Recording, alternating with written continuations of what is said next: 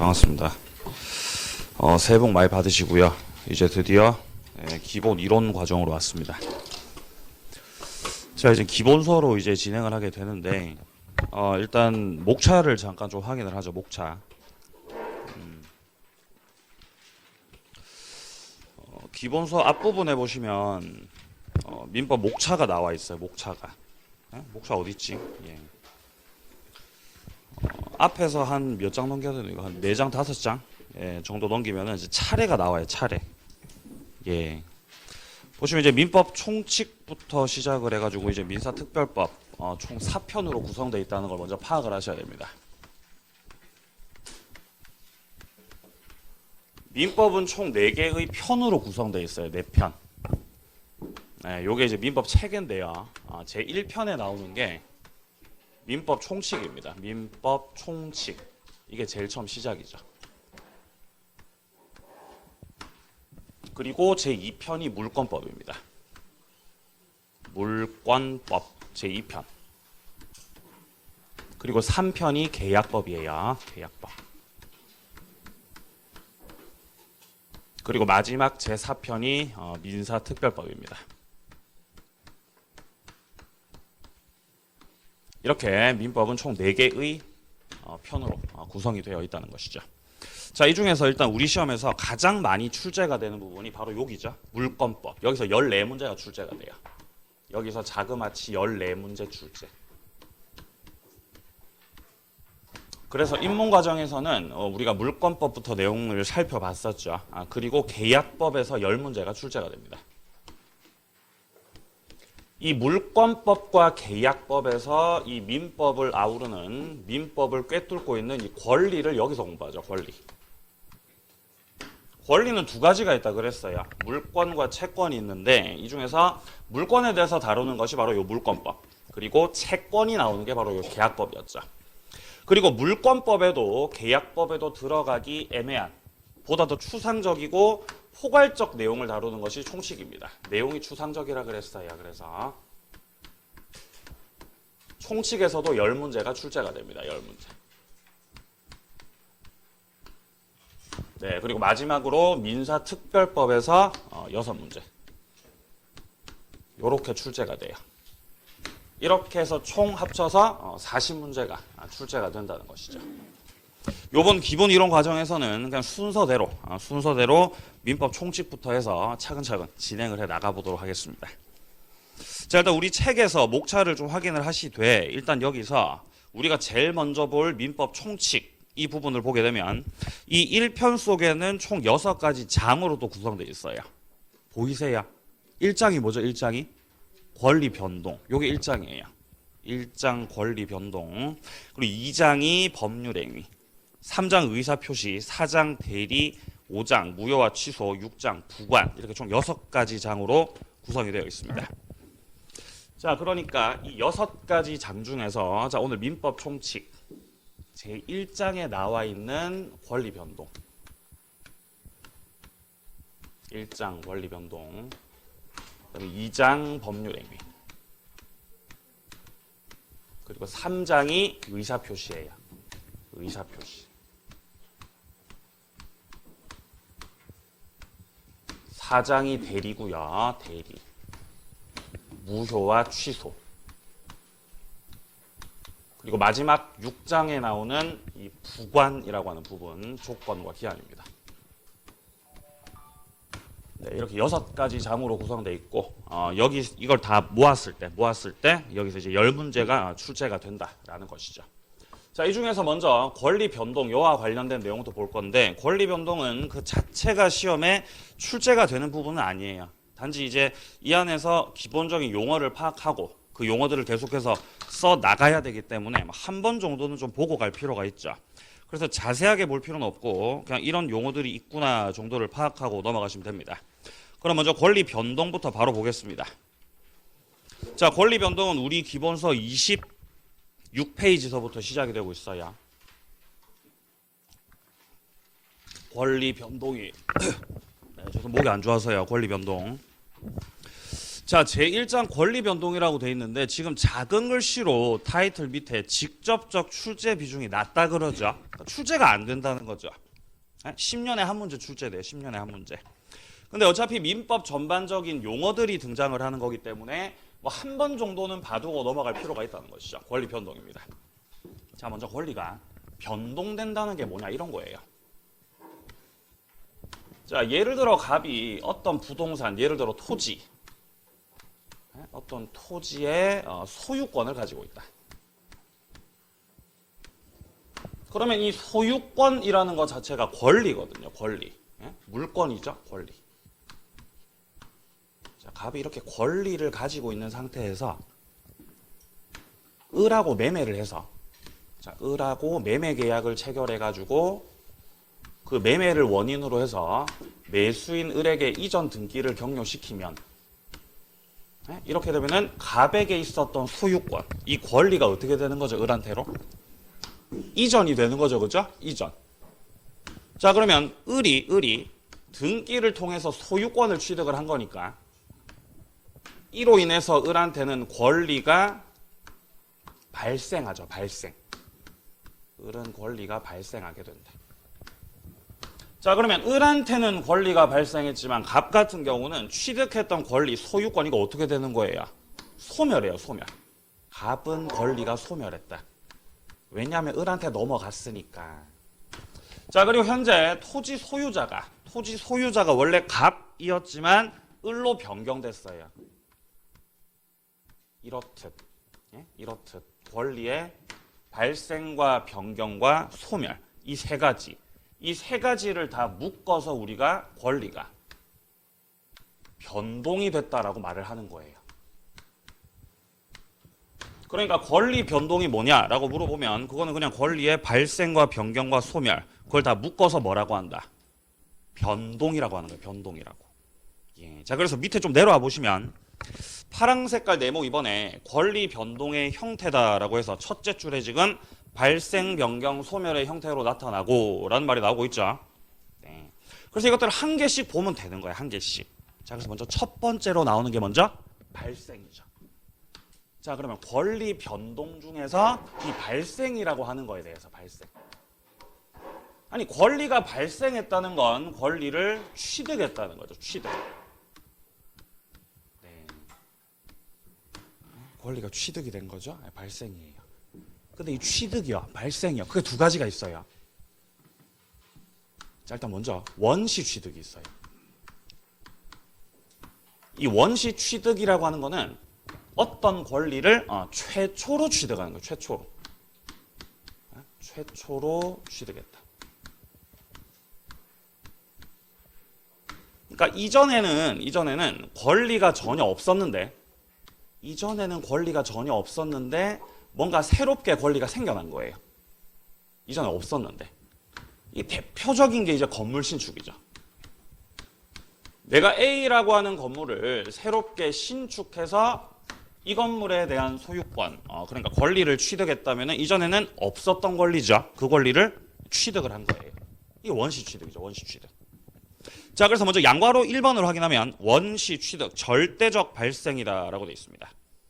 이거는 어떤 권리가 타인 권리에 기초함이 없이 특정인에게 새롭게 발생하는 것이다. 이전에는 없었어요. 새로 생긴 거죠. 대표적인 게 건물 신축인데 그뿐만 아니라 나중에 우리가 소유권 파트에서 만나게 되는 뭐 선점이라든가 습득, 그리고 시효 취득, 이것도 원시 취득이죠. 그리고 그 밑에 줄에 있는 선의 취득이라고 하는 거, 건물 신축 이런 것들은 죄다 다 원시 취득에 해당이 되겠습니다. 자, 그러면 원시 취득이 아닌 거를요 우리가 승계 취득이라고 합니다. 승계 취득. 승계 취득이다. 승계가 됐다라는 거는 뭔가를 최초로 취득한 것이 아니라 다른 사람으로부터 넘겨받아서 취득했다는 거예요. 그러니까 권리는 이전부터 존재하고 있었습니다. 근데 이전부터 존재하고 있었던 그 권리를 누군가로부터 승계를 받으신 거죠. 이렇게 이제 취득의 모습이 다르다는 것이에요. 자, 근데 이 승계 취득이 크게 또 두 가지로 나누어집니다. 자, 여기서 이제 이전적 승계가 있고요. 이전적 승계. 그리고 설정적 승계가 있어요.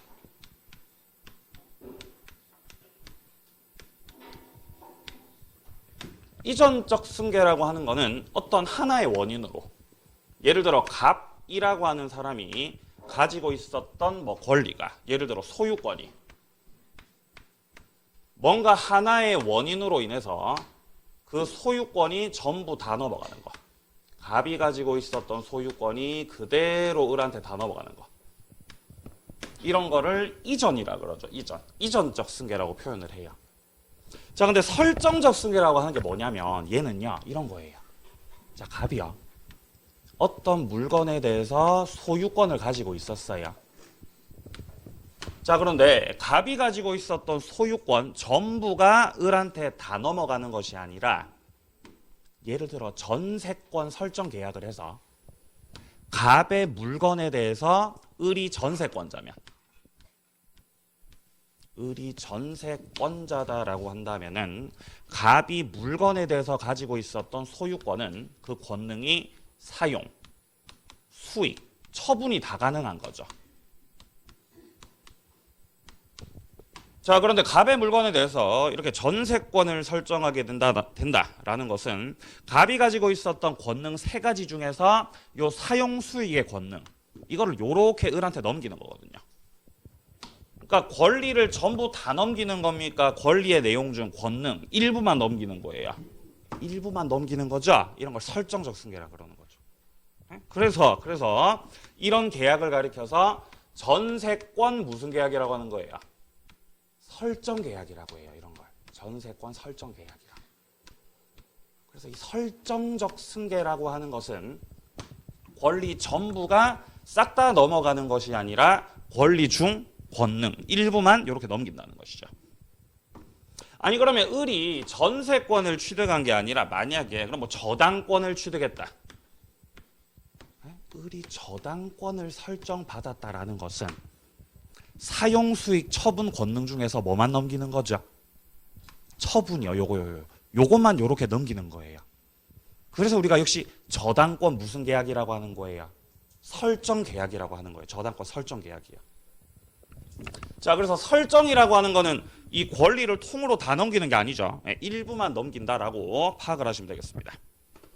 자, 그래서 승계 취득은 일단 첫째 줄에서 타인의 권리에 기해서 취득하는 거. 그러니까 이전에 애초에 존재하고 있었던 권리를 넘겨받는 것입니다. 네, 자, 여기서 자, 동그라미 1번의 이전적 승계. 요거는 둘째 줄에 나오듯이 권리 주체가 바뀌는 겁니다. 싹 다 넘어가요. 자, 근데 이에 비교해서 밑에 쪽 동그라미 2번에 보시면 설정적 승계 나와 있죠. 구권리자의 권리는 그대로 존속이다. 근데 그 권리의 내용 중 일부분에 대해서 새롭게 권리 취득하는 거. 그러니까 지상권이나 전세권, 저당권 설정과 같은 이런 승계들을 설정적 승계다라고 하는 것이죠. 자, 그리고 추가적으로 위쪽에 이전적 승계가 다시 둘로 또 나눠집니다. 지금 표가 나와 있는데 특정 승계라고 하는 것과 포괄 승계라고 하는 게 있죠. 특정 승계라고 하는 건 한 개의 원인에 의해서 한 개의 권리가 넘어가는 거예요. 매매라던가 증여 이런 것들. 매매라는 원인에 의해서 소유권 한 개가 넘어갑니다. 증여라는 원인에 의해서 소유권 한 개가 넘어가죠. 자, 근데 그 밑에 포괄 승계라고 하는 거는 원인이 한 개인데 권리 여러 개가 한꺼번에 다 넘어가는 거예요. 이런 게 포괄 승계죠. 대표적으로 상속 같은 거. 아니면 회사가 합병되는 거. 이런 것들은 원인이 한 개인데 권리가 싹 다 넘어가죠. 이렇게 해서 특정과 포괄로 나눌 수 있습니다. 자, 요까지가 취득이고요. 그다음 두 번째가 밑에 쪽 2번에 보시면 권리의 변경이 나옵니다. 변경. 자, 첫 번째가 발생이었고요. 두 번째가 변경이에요. 변경. 자, 변경은 우리가 책에서 확인할 수 있듯이 먼저 주체 변경이 있고 주체. 권리 주체가 바뀌었다. 그 다음에 양괄호 2번에 보시면 내용의 변경이 있고 그 다음에 세 번째 뒷페이지에 작용의 변경이라고 하는 세 가지가 있는데 자, 이 중에서 시험에 나올 만한 내용은 일단 주체 변경은 나올 가능성 대단히 낮고요. 내용의 변경에서 나오지 않을까 예상을 합니다. 몇 년째 계속 예상만 하고 있어요. 자, 내용의 변경에 보시면 질적 변경과 양적 변경이 있죠. 자, 변경 중에서도 내용의 변경. 아니, 나온다면 여기서 나오지 않을까. 이때까지 안 나왔으니까. 내용의 변경. 자, 내용의 변경도 이 안에는 질적인 변경이 있고요. 그 다음에 양적인 변경이 있어요.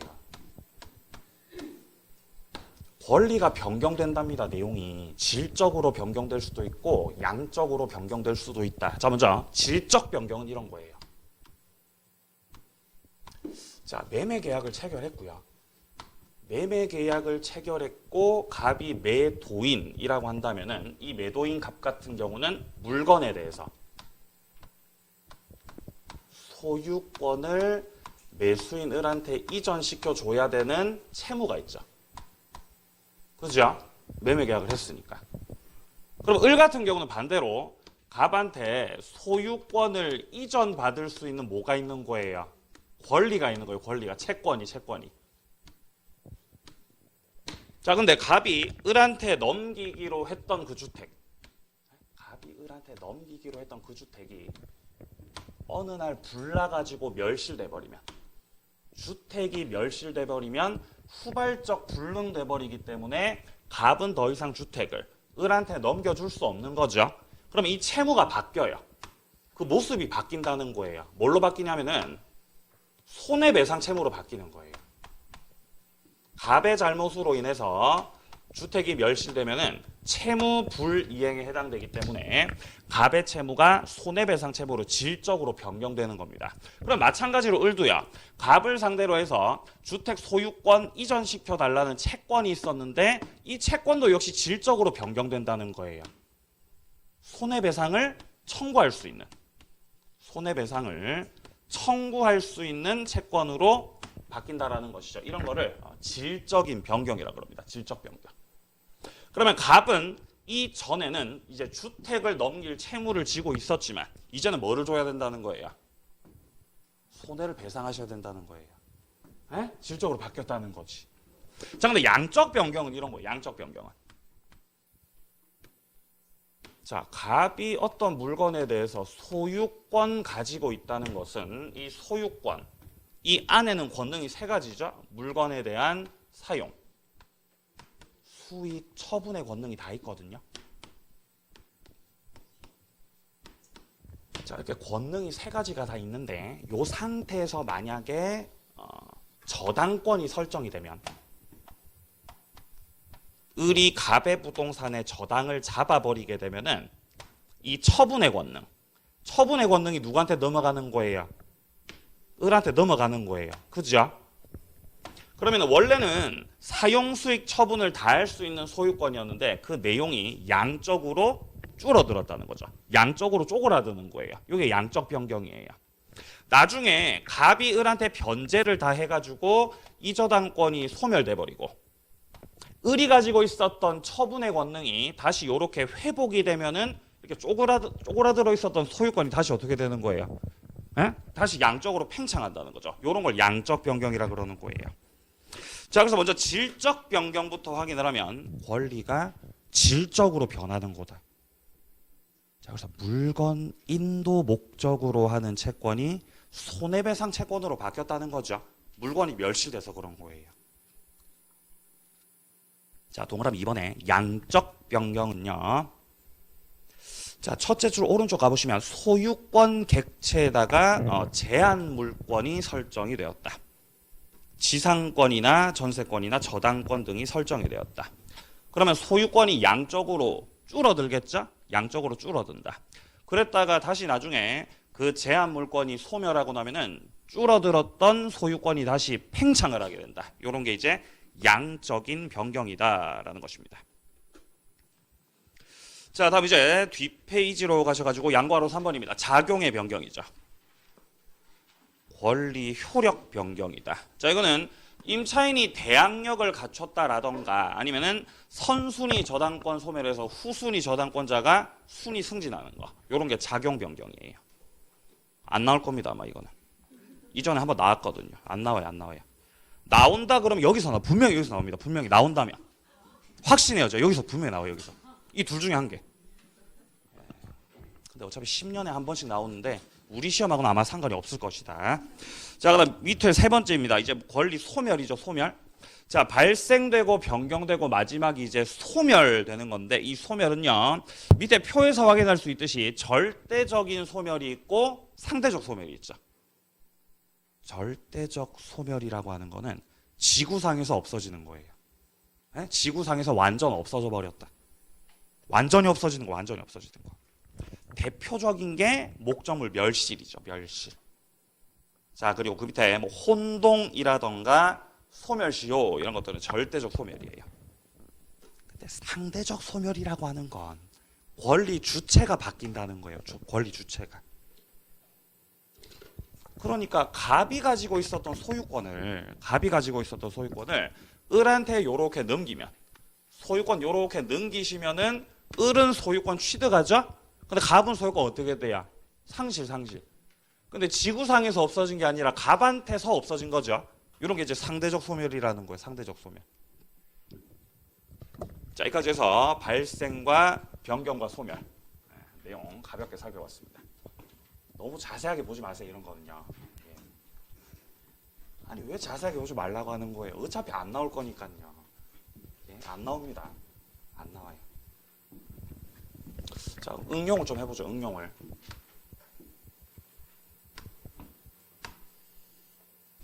자, 건물을 갑이 신축했어요.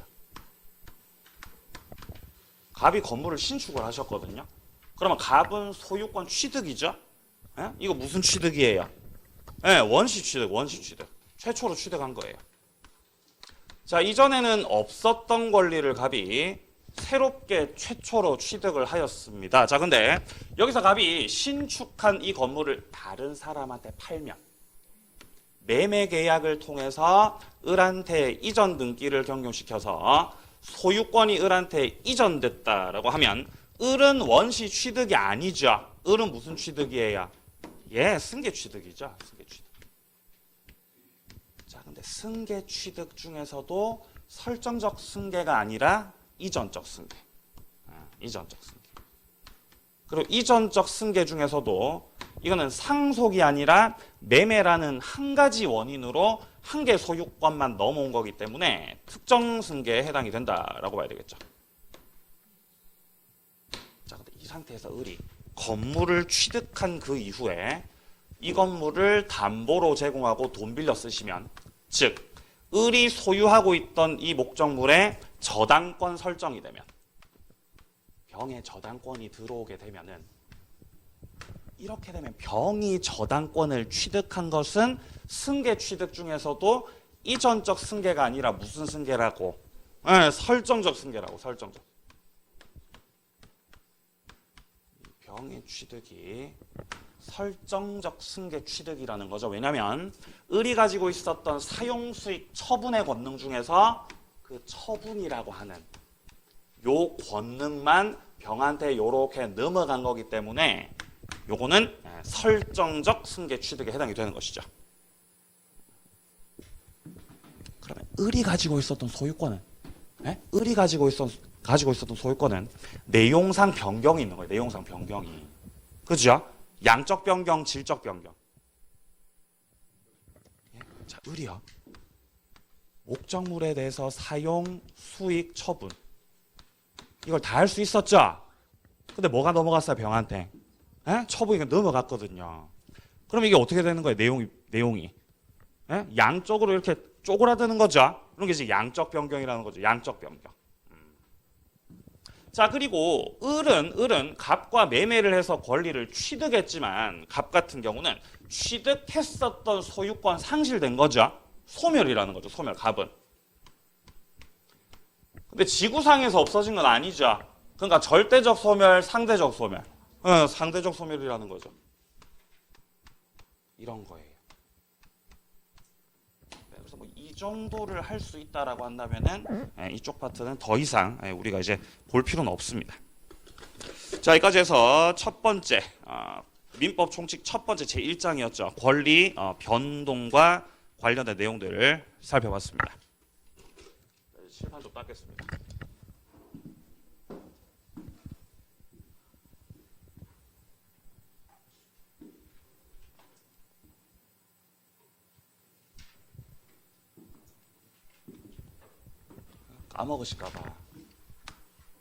까먹으실까봐 본격적인 내용 들어가기 앞서서 민법 학습 3개명 까먹으시면 안 돼요. 네? 민법 학습 3개명 기억하셔야 되는 거죠, 그죠? 저기 다 써 있네요, 그죠? 저기 저 다 써 있어요, 저기. 다시 쓸 거예요, 제가. 첫 번째는 복습입니다, 복습. 네? 복습만이 우리를 합격으로 인도할 수 있습니다. 복습만이 살 길이다.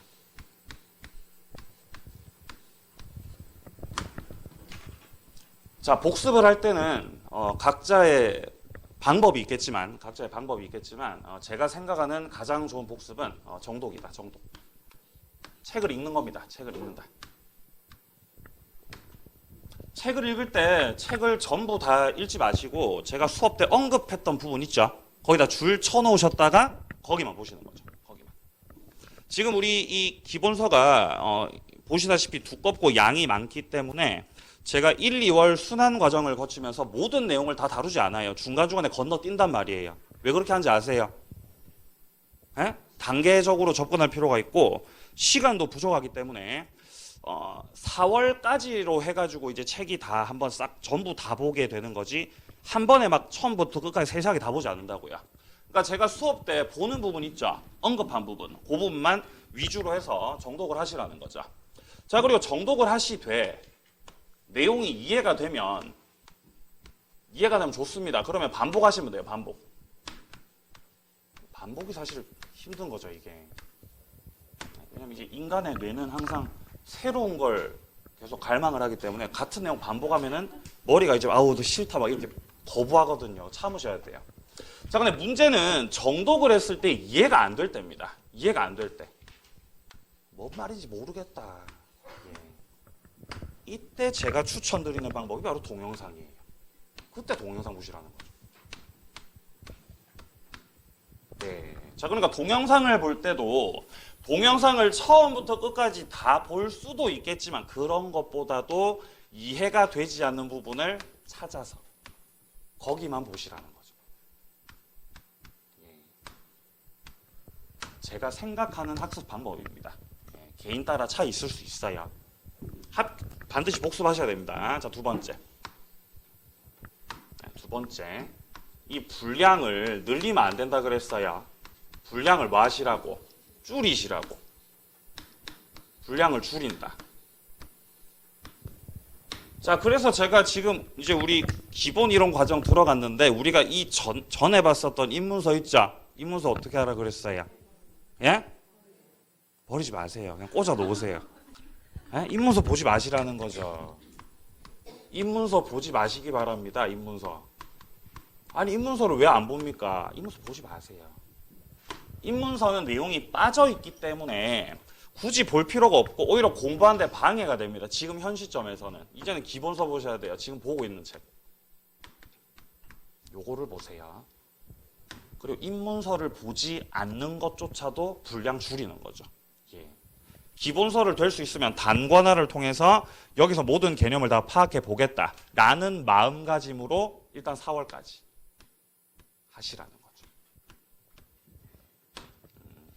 그리고 현재 우리에게 주어져 있는 이 내용들을 소화해 나가는 것도 사실 벅차요.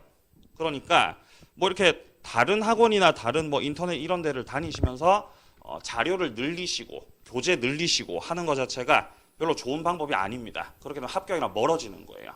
왜냐면 이제 일을 계속 자꾸만 벌리기만 하고 수습을 못하면은 정리가 안 됩니다. 정리가. 그러니까 양 들지 마세요. 이것만 보세요. 이것만 4월까지 이것만 보시라는 거죠. 이것만. 그 다음에 뭐 수업 자료. 수업 자료다가 OX 이런 거 좀 풀어보시고. 아니 이 정도만 하면 충분한 겁니까? 충분한 거예요. 더 안 하셔도 돼요. 세 번째. 세 번째가 뭐였죠? 세 번째가 뭐였죠? 예, 병행하는 것이다. 이론하고 문제하고 병행하는 것이다. 죄송해요. 방금 까먹었어요, 제가. 자, 이론하고 문제는 병행을 하는 것이다. 병행을. 자, 사실 뭐 1번하고 2번 같은 경우는 이제 합격하실 분들은 다들 알아서 하십니다. 제가 보면. 제가 굳이 강조하지 않아도 알아서 하시거든요. 그리고 제가 아무리 강조해도 안 하실 분들은 안 하시더라고요. 그건 제 경험상 그렇습니다. 근데 요 3번 같은 경우는 요거는 열심히 하시는 분들도 여기에 빠져요. 어디에 빠지냐면은, 그러니까 제가 이 입문 과정에서도 말씀을 드렸지만 우리가 이제 계단을 밟고 올라가듯이 계단을 타고 차근차근 올라가서 결국에는 이제 시험장 가서 시험 치고 합격. 항상 이렇게 단계론적으로 공부를 해야 뭔가 체계적이고 뭔가 될 것 같고 뭔가 완벽해 보이거든요. 그래서 우리가 착각 속에 빠지기 쉬운 게 이제 우리가 입문 과정을 지나서 1, 2월 기본 이론 과정, 3, 4월 심화 과정, 5, 6월 요약 과정 하고 그 다음에 이제 7, 8월 달에 문제풀이, 그 다음에 이제 9, 10월 달에 동영 모의고사 과정을 하겠죠. 그리고 이제 시험을 치게 되는데 크게 이제 과정 자체를 나눠봤을 때 요렇게 나눠지거든요. 요렇게 5, 6월까지 요까지가 이제 이론 수업이고 그 다음에 7월, 8월, 9월, 10월 여기가 이제 문제풀이거든요. 문제풀이. 그러니까 학원 커리큘럼이 이렇게 돼 있다고 해서 나는 이 7월 들어가기 전까지 7월달 문제풀이 들어가기 전까지 이 전 과정에서 이론을 아주 완벽하게 이론을 아주 그냥 완벽하게 마스터를 하고 이론 마스터 이걸 한 다음에 그 다음에 이제 문제풀이를 들어가겠다는 거죠. 체계적으로. 이렇게 하시면 된다고 안 된다고 안 된다고요. 안 된다고 이렇게 하시면 이렇게 하시면 문제를 풀어요. 문제를 못 풀어요. 문제를 못 풀어요. 그러면요. 10년이 지나도 20년이 지나도 문제를 못 풉니다. 왜냐하면 이론이 완벽할 수 없기 때문이에요.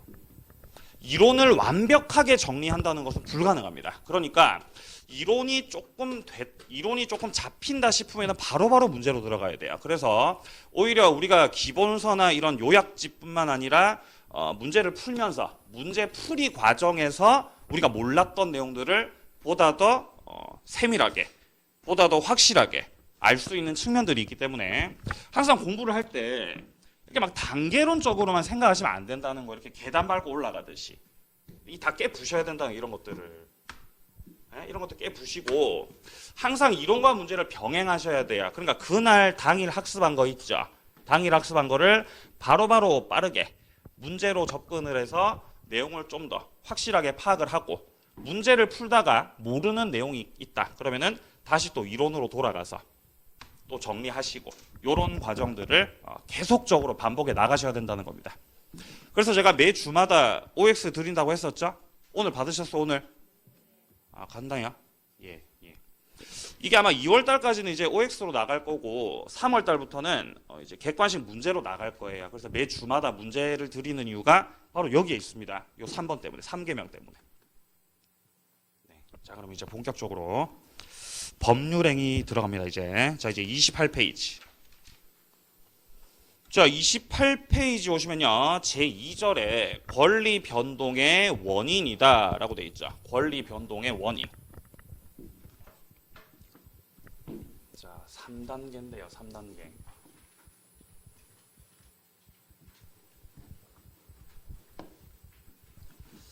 자, 법률 사실들이 모여서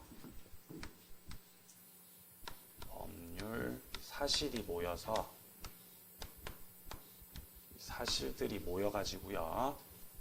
법률 요건이 돼요.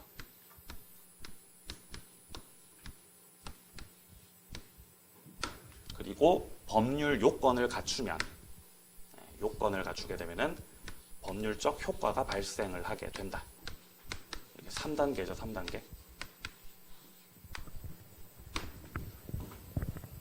법률 사실은 개개의 사실을 말합니다. 예를 들어서 뭐 청약, 승낙과 같은 의사 표시 그런 것들이죠. 법률 사실은 지금은 보지 마세요. 봐봤자 머리만 아프니까요. 어차피 시험에도 안 나오는데 이런 것 때문에 괜히 골머리 앓지 말라는 거죠. 중요한 건 법률적인 요건을 갖췄을 때 법률적인 효과가 발생한다라고 하는 요 부분입니다. 요 부분. 요건 갖춰야 효과가 발생하게 된다. 여기서 말하는 법률 효과가 권리 변동이에요. 권리가 발생하고 권리가 변경이 되고 권리가 소멸하는 권리의 변동. 이게 바로 법률적 효과입니다. 효과. 근데 이 권리 변동, 법률 효과의 그 원인이 바로 법률 요건이라는 거죠. 근데 그 법률 요건은 크게 두 가지 갈래가 있다 그랬어요. 뭐랑 뭐가 있었죠? 예. 자, 법률 요건 속에는요. 일단 법률 행위가 있고요. 법률 행위. 법률 행위와 그 다음에 법률 규정이 있어요. 네. 법률 효과가 발생할 때 행위 당사자의 행위를 통해서 효과가 발생할 수도 있고 아니면 법률의 규정에 따라 법에서 정해진 거에 따라서 효과가 발생할 수도 있는 거죠. 자, 일단 법률 행위 같은 경우는 186조에서 규정하고 있었죠. 자, 물권법에서는 법률행위에 의한 물권 변동은 등기를 해야 된다 그랬었고요. 자, 그리고 법률 규정 같은 경우는 187조에 규정돼 있죠. 등기 안 해도 변동된다고. 네, 이 둘의 가장 큰 차이는요. 이 둘의 가장 큰 차이는 의사 표시가 들어가 있냐 안 들어가 있냐죠. 의사 표시가. 의사 표시가 들어가 있으면은 법률행위고. 법률행위. 그러면 당사자의 행위를 통해 효과가 생기는 거니까. 법률 규정 같은 경우는 의사 표시 들어가 있는 거 안 들어가 있는 거. 안 들어가 있어요. 여기는. 그러니까 법에서 정해진 대로 효과가 생긴다라는 것이죠. 자, 그래서 이 3단계 중에서 법률 요건 중 우리가 학습하게 되는 건 법률 행위 여기라는 거죠. 법률 행위. 자, 그래서 이 관계를 말하고 있는 것이 지금 현재 네모 1번 법률 요건과 법률 사실이다라고 되어 있죠. 여기 보시면 법률 사실들이 모여서 법률 요건을 갖추고 그로 인해서 법률 효과가 발생하게 된다. 법률 사실은요. 양 당사자 청약 승낙과 같은 이런 의사 표시가 대표적인 법률 사실이에요. 이것들이 모이게 되면은 법률 요건, 매매라고 하는 이 계약이 성립하게 되죠.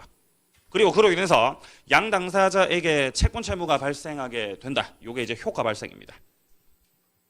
자, 그럼 이제 양괄호 1번을 확인합니다. 법률 관계 변동의 원인이 되는 것을 법률 요건이라고 한다. 그리고 그 결과로서 나타나는 걸 법률 효과라 그런다. 그리고 법률 요건 구성하는 개개 사실들을 가리켜서 법률 사실이라고 한다. 밑에 양괄호 2번의 내용은 가볍게 읽어보시면 되고요.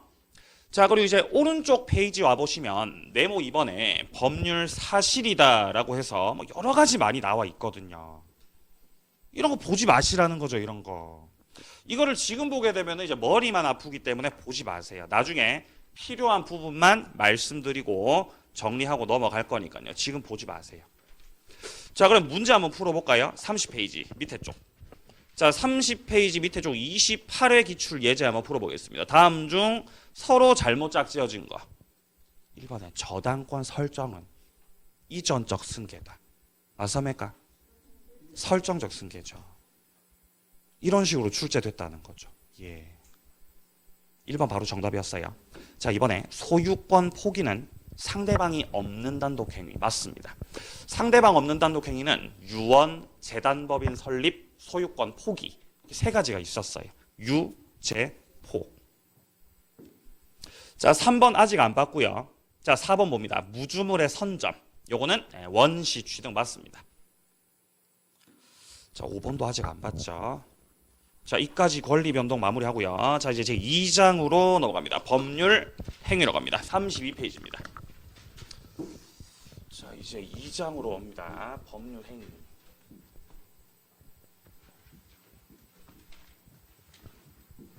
자, 권리 변동이 제 1장이었고요. 1장. 권리의 발생과 변경과 소멸. 자, 그리고 제 2장 법률 행위죠. 자, 제2장 법률행위에서 어떤 내용들을 볼 거냐면요. 일단은 법률행위의 의의죠. 법률행위라고 하는 것이 무엇인지 의. 이게 제일 처음에 나오는 거.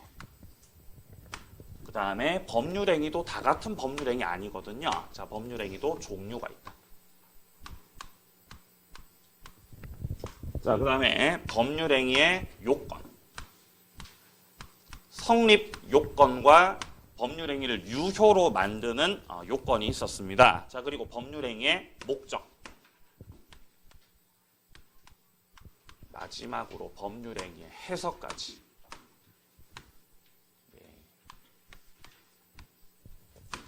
요 내용들을 중심으로 해서 살펴보도록 하겠습니다.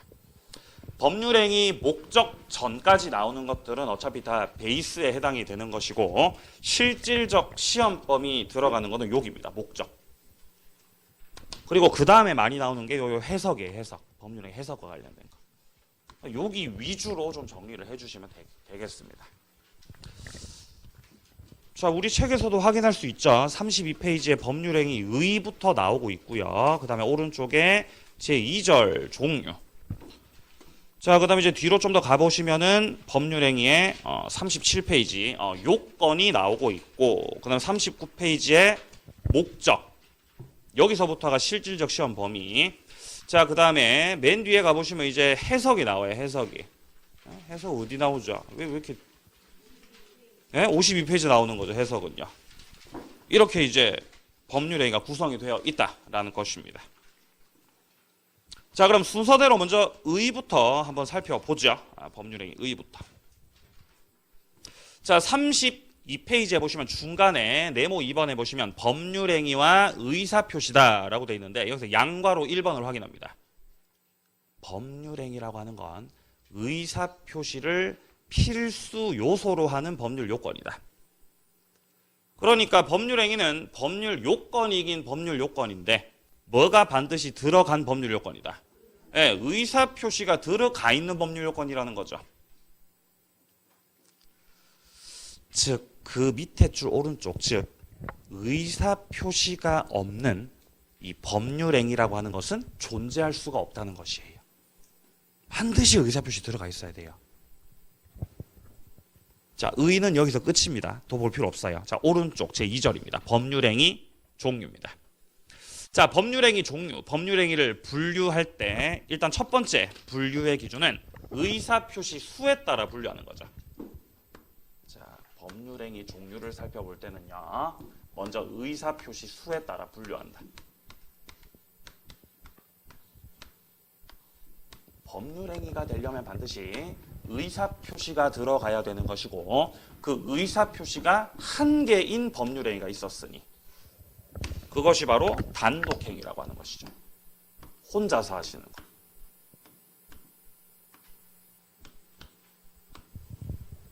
자, 근데 단독행위가 나눠지죠. 상대방이 있는 거하고 상대방이 없는 거. 자, 상대방이 없는 단독행위도 있고 그 다음에 상대방이 있는 단독행위도 있죠. 자, 이렇게 상대방이 있는 것과 없는 것으로 나눠지는 의사표시가 한 개밖에 없는 단독행위. 얘도 법률행위죠. 자, 근데 의사표시가 두 개인 것도 있거든요. 서로 대립하는 의사표시가 두 개입니다. 자, 이게 바로 계약이죠. 계약. 계약. 자, 그리고 의사표시가 두 개 이상인 것도 있습니다. 두 개 이상. 두 개 이상이에요. 자, 이거는 합동행위라고 하는 것도 있었죠. 합동행위. 이렇게 법률행위가 세 가지라는 거지. 이렇게 세 가지. 의사표시 수에 따라 분류했을 때. 자, 근데 이 중에서 의사표시가 두 개인 거, 그러니까 양 당사자의 청약과 승낙의 의사표시가 합치가 돼서 성립하게 되는 이 계약이라고 하는 것은 우리가 민법 요 제3편에 나오는 요 계약법 있죠. 여기서 하게 됩니다. 여기서 우리가 계약을 다뤄보기 때문에 여기서 자세한 내용은 다루지 않는다는 거예요. 다만 우리가 계약 관련해서 지금 당장 알아야 되는 거는 계약 강론에서 우리가 다루는 매매, 교환, 임대차라고 하는 이 세 가지 계약이 우리가 앞으로 정리해 나갈 계약이다라는 것 정도만이라도.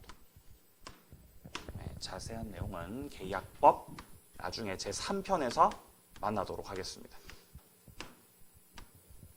네, 계약법을 만나는 건 아마 2월달 거의 끝날 때쯤 돼야 아마 계약법을 아마 들어갈 수 있을 거예요. 자, 그럼 단독행위를 잘 봐야 되는데요. 일단 상대방 없는 단독행위는 외우라 그랬죠. 뭐뭐뭐 있었어요. 유죄포요. 유언. 그 다음에 재단법인 설립행위.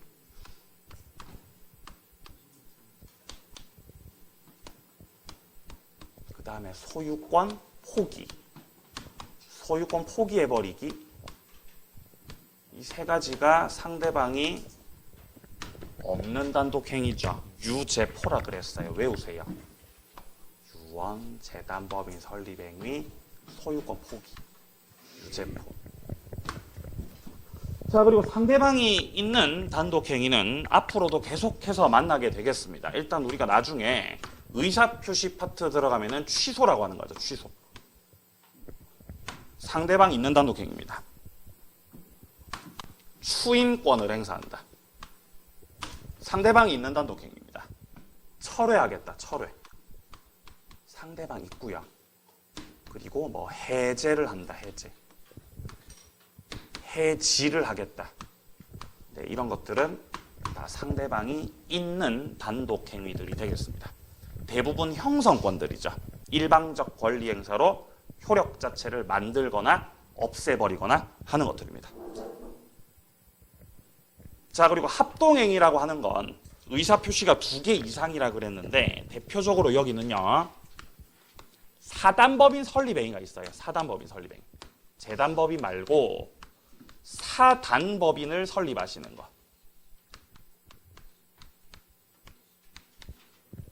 네, 대표적인 합동행위예요. 혹시 헷갈리면 안 돼요. 재단법인은 상대방 없는 단독행위죠. 근데 사단법인은 합동행위라는 것이에요. 네. 자, 책 보죠. 첫 번째, 먼저 양괄호 1번에 나오는 단독행위입니다. 자, 단독행위는 의에서 확인할 수 있듯이 행위자 한 개 의사표시만으로 성립하는 법률행위죠. 자, 밑에 쪽 상대방 없는 거 유, 재, 포 3개 확인합니다. 그리고 얘네들을 상대방이 없다고 표현하는 그 이유가 뭐냐면요. 그 밑에 줄에 이런 말이 나와요. 상대방에게 의사표시가 도달되지 않아도 효력이 생긴다는 거죠. 상대방한테 의사표시가 도달되는 거하고는 관련이 없다는 거예요. 그래서 상대방이 없다는 거예요. 아니 유언은 야, 내 재산을 싹 다 내 아들에게로. 그럼 상대방이 있는 거 아닙니까? 에? 야, 내 죽으면은 내 재산 다 내 아들한테 저기 해라. 상대방 있는 거예요, 없는 거예요? 유언. 에? 상대방 있는 거 없는 거? 없다는 거예요. 아니, 왜냐면 내 재산이 아들한테로 가는 거는 내 의사 표시가 상대방한테 도달했을 때 그렇게 되는 것이 아니라 내가 사망했을 때. 에? 사망이라고 하는 그 법률적인 어떤 사실이 생겼을 때 효과가 생기는 거죠. 그러니까 의사 표시가 상대방한테 도달이 되는 건지 안 되는 건지 그런 거랑은 상관이 있는 거다 없는 거다? 상관이 없다는 거예요. 상대방한테 의사 표시가 도달되는 것과는 상관이 없다라는 점에서 상대방이 없다는 거죠. 이에 비해서 이런 애들은 이런 권리 행사 같은 경우는 그 의사 표시가 상대방한테 뭐가 됐을 때 도달이 됐을 때 효력이 생기는 거예요. 그래서 상대방이 있다는 거죠, 여기는. 자, 그 밑에 상대방이 있는 단독행위는요. 취소, 철회, 동의, 추인, 해제, 해지 채무 면제시켜주는 거, 상계 이런 것들. 이런 것들은 둘째 줄에 지금 나오고 있습니다. 상대방한테 그 의사표시가 도달됨으로써 효력이 생기기 때문에 상대방이 있는 단독행위라는 것이에요. 상대방이 있다. 자, 다음 페이지 뒷페이지로요. 자, 34페이지로. 양과로 이번에 보시면 이제 계약이 나오죠. 계약. 자, 계약은요. 두 개 대립하는 의사표시가 서로 합치됨으로써 성립하는 법률행위다. 자, 그리고 동그라미 2번에 보시면 15가지 전형 계약들을 열거하고 있는데 다 몰라도 됩니다. 우리가 알아야 되는 건 매매, 교환, 임대차 3가지 계약입니다. 그리고 계약인지 아닌지 조금 알쏭달쏭한 것들이 있을 수 있거든요. 나중에 우리가 하게 되겠지만 해제 중에서도 합의해제라는 게 있어요. 합의해제. 계약이에요. 나중에 만날 거예요. 합의해제.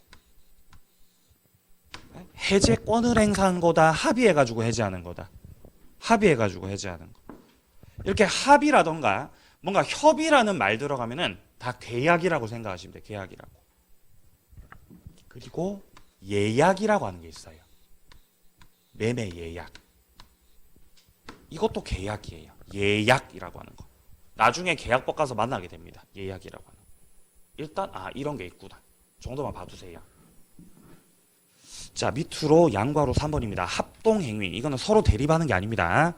공동 목적을 위해서 평행적 구심적으로 내용과 방향을 같이 하는 두 개 이상의 의사표시가 합치가 되는 거. 대표적 합동행위는 그 밑에 줄에 나와 있듯이 사단법인 설립행위입니다. 자, 그리고 계약의 종류를 분류할 때 이렇게 의사표시 수에 따라 분류할 수도 있겠지만, 이렇게 분류할 수도 있겠지만 법률 효과에 따라 분류할 수도 있어요.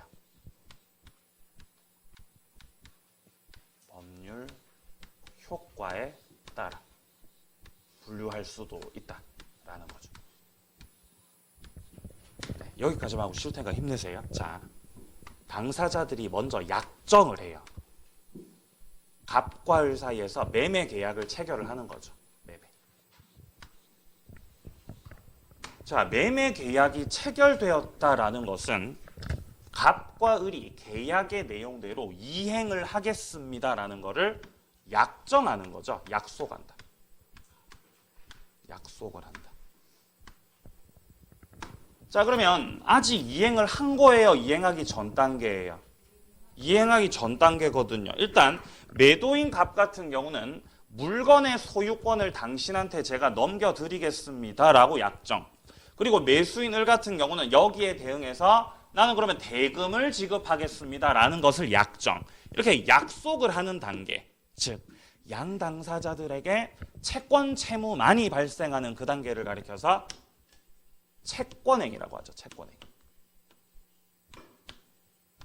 채권행위라고도 하고 양 당사자에게 의무를 부담시키는 거기 때문에 의무 부담 행위라고도 해요. 이런 걸 의무 부담 행위다.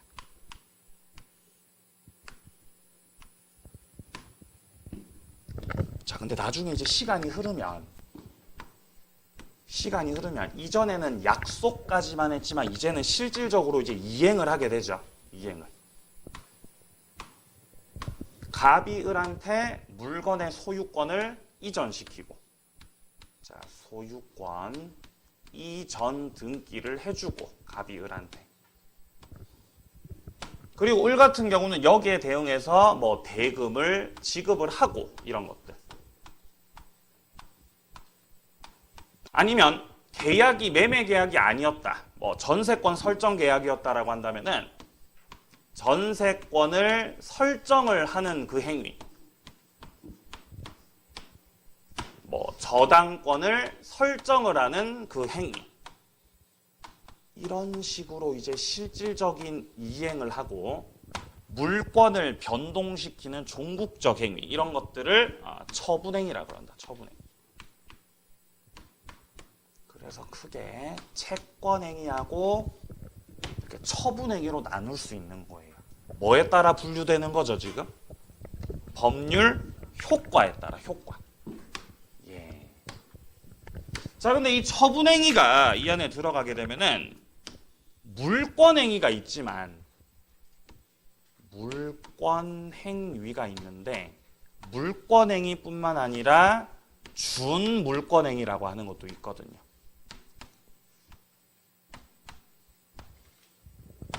일단 이런 것들 소유권 이전시켜주고 전세권 설정해주고 저당권 설정해주고 이런 것들을 통해서 물권이 변동이 되고 있죠. 이런 것들은 다 물권행위들이에요. 그러니까 물권의 양도 아니면 뭐 물권의 뭐 포기 이런 것들 다 물권 행위거든요. 근데 이 준물권 행위라고 하는 게 뭐냐면 물권 행위에 준한다는 거거든요, 지금. 물권 행위에 준한다. 아니 그러면 물권 행위에 준한다는 거는 물권 행위라는 거예요, 물권 행위 아니라는 거예요? 물권 행위에 준한다. 너 참 여자 같구나. 이건 여자라는 거, 여자 아니라는 거. 너 참 여자 같네, 여자 같네. 여자라는 거, 여자 아니라는 거. 여자 아니라는 거예요. 그죠? 아니 여자면 여자라 그러겠죠, 그죠? 아니 물권 행위면 물권이라 그러겠죠. 근데 물권이 아니니까 뭐라고 하는 거예요? 준물권 행위라 그러는 거예요. 준물권 행위라고. 그러니까 얘는 처분은 처분인데 물권이 처분되는 게 아니라 뭐가 처분되는 거? 물권이 아닌 채권이 처분되는 거. 이게 준물권 행위라는 거예요. 그래서 물권이 양도가 되는 게 아니라 채권을 다른 사람한테 양도하는 거. 물권을 포기하는 게 아니라 채권을 포기한다. 네, 이런 것들은 준물권 행위에 해당이 된다는 것이에요. 자, 책 함께 보자. 자, 먼저 채권행위, 처분행위라고 되어 있는데 일단 양괄호 1번에서 채권행위부터 확인합니다. 자, 채권행위란 채권 채무를 발생시키는 법률행위다. 그리고 이행의 문제를 남긴다라는 거죠. 아직 이행을 안 했으니까. 자, 처분행위와 구별되고요. 증여, 매매, 임대차 이런 채권 계약들은 죄다 다 채권행위에 해당이 된다. 자, 그리고 오른쪽 페이지 양괄호 2번입니다. 처분행위 나와 있죠. 자, 이거는 약속하는 게 아니라 실질적인 이행을 하는 단계인데 여기에는 물권행위와 준물권행위로 나눠진다. 자, 먼저 물권행위는요. 직접 물권 변동을 초래하고 더 이상 이행의 문제를 남기지 않는다. 소유권 넘긴다. 저당권 설정을 한다. 이런 것들. 자, 근데 동그라미 2번에 보시면 준물권행위 나오죠. 이거는 처분은 처분인데 물권이 변동되는 것이 아니라 물권을 처분하는 것이 아니라 뭐를 처분하는 거? 채권 처분하는 거, 채권 처분하는 거. 자, 그래서 채권이나 무채재산권 등 물권 이외의 권리를 종국적으로 변동시키는 거. 그 밑에 예를 들어서 채권을 양도한다. 물권 양도가 아니라는 거죠. 그리고 오른쪽에 채무 면제라고 돼 있죠. 이 채무 면제하고 같은 말이 채권 포기예요. 나의 채권을 포기한다는 건 당신의 채무를 뭐 해드리겠습니다. 면제시켜 드리겠다는 거예요. 자, 다시 한번. 나의 채권을 뭐 한다는 건? 포기. 나 돈 안 받을게. 내 채권 포기. 한다는 거는 당신의 채무를 뭐 해드리겠다. 면제시켜 드리겠다는 거예요. 자, 제가 칠판에 썼던 이 채권 포기 있죠. 이 채권 포기하고 채무 면제하고 내나 그 말이 그 말이라는 거죠. 이거하고 채무 면제하고 그 말이 그 말이다.